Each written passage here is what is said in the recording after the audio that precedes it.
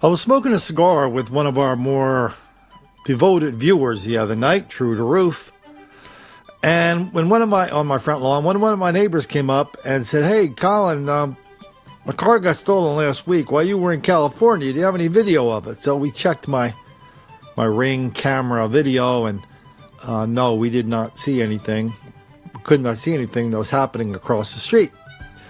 And so while we're sitting there talking, another person that lived nearby came up and said, "Hey, Colin, while you were in California, we had two delivery guys get robbed on this street. One down the corner on the bottom of the street, one at the corner on the top of the street, same block."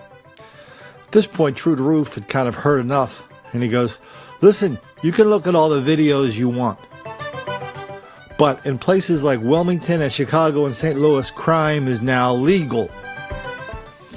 Okay, so I understood what he was saying, because on this channel we've talked a lot about how crime is the new black entitlement.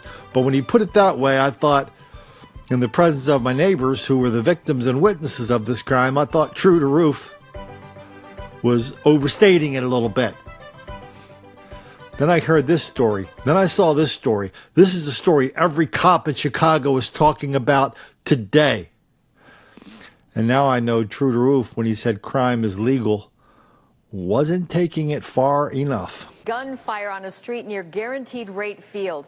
3 carjackers confronted a retired Chicago police officer. He opens fire. One of the carjackers is hit and killed. 2 others are under arrest tonight. NBC5's Dick Johnson's live at 29th and Shields. And Dick, what more have you found out?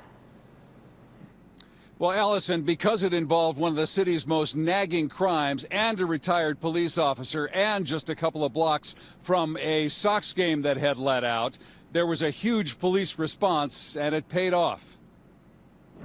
29th and Shields, about 7 o'clock. A still unidentified retired police officer getting into his car when 3 alleged carjackers picked the wrong victim. A few of our neighbors have reported that they heard gunshots. A retired Chicago police officer was seated in his vehicle when he was approached by 3 male subjects. One of the subjects pointed a handgun and demanded the victim's vehicle. The retired Chicago police officer was able to fire shots, striking the offender in the upper body. I know this area is pretty safe for the most part, so it seems to be pretty shocking. The 2 alleged accomplices were quickly apprehended nearby. Based upon the amount of police that arrived and how quickly they arrived, I'm not worried. That critically injured offender has since passed away. The officer, obviously shaken up, is said to be okay. The investigation's still going on, but there's no doubt there will be charges against all involved. Okay, so you get 3 of the fellas come up on a retired cop with a gun. He pulls a gun, kills one of them. Did you hear what the guy said at the very end of his report? "Well, there is no doubt there will be some charges filed against the other 2 people." No, they didn't file charges. They let him go because the new district attorney, they call her the state's attorney of Chicago, Cook County, Kim Fox, she decided they didn't have enough evidence. She decided that 3 people tried to carjack a former cop.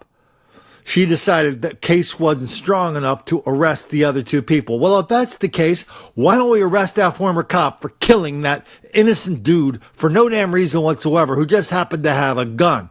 But the former cop apparently just going around killing people and then making up stories about them trying to hijack his car. Why don't we arrest that former cop?